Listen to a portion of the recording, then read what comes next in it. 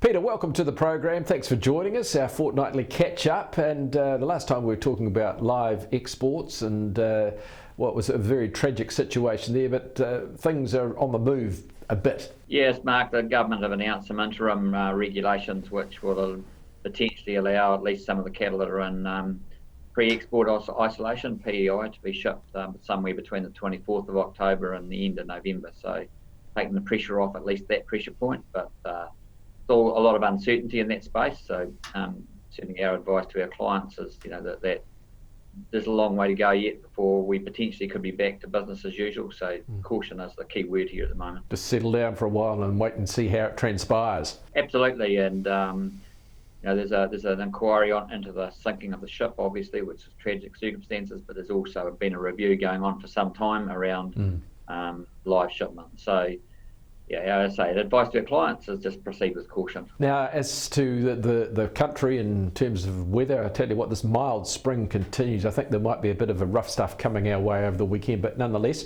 it's pretty good. I think there's a bit of grass growth around too. Yeah, certainly plenty of grass growth over most of the country, or big parts of the country, probably the exception being the east coast of the North Island, where they're still quite short. It's green, but there's not a lot of feed there. It's great. The Waikato, there's a lot of grass growing and a lot of parts of the country. So beautiful mild day in the Waikato today, rain yesterday, sun shining today, probably about 17, 18 degrees, so almost perfect grass growing conditions. So it's good to see, and probably reflecting in the markets a little bit, although again, with the a little bit of caution coming out of the overseas markets, probably not quite the optimistic pricing in the spring that we would normally see. So farmers and traders just being a little bit cautious about what the next 6 months could bring. So in terms of what's been happening in the sale yards around the country, what's the feeling at the moment? Is it still reasonably buoyant? What's happening? Yeah, I wouldn't say it's super buoyant, Mark. I think that there's confidence, a typical spring confidence in the market, and stocks selling well. We saw some big numbers come out through August, much bigger than we normally would, but I think that was just an overhang from the tight space in the freezing works, plus the COVID situation, plus the drought. So a number of combinations there created that.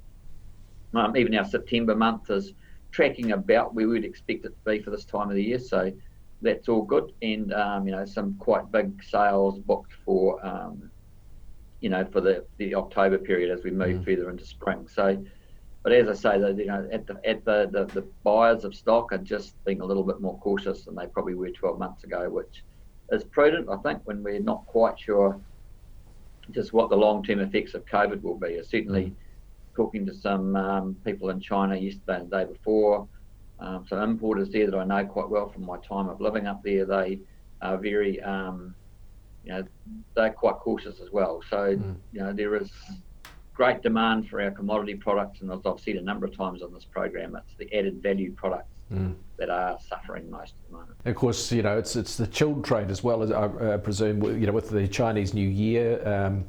Is that going to be the same this year, do you think? Is Chinese New Year, going to be going ahead the way it normally does? It's hard to say, but I mean, Chinese New Year is still very, very much a huge part of the tradition in China, and demand for high quality products, gifts for family and friends, etc., is pretty important to them, or very important to them, very important to their culture and their tradition. So I think it's a wait and see a little bit in that space, Mark, as to what will happen. But as I say, there's still very strong demand.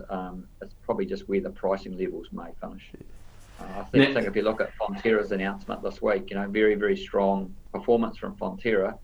But if you look under the hood a little bit and look at their food services business, the food services businesses certainly had not performed like they would normally expect them to do. So I think that's probably a little bit of a warning sign for us, is that food service may struggle for a year or two in the current, while COVID is a problem globally. Now, of course, I alluded to before this weather that's supposed to be coming to the south particularly, which I imagine it's going to hit, if it's really bad, it could hit lambing.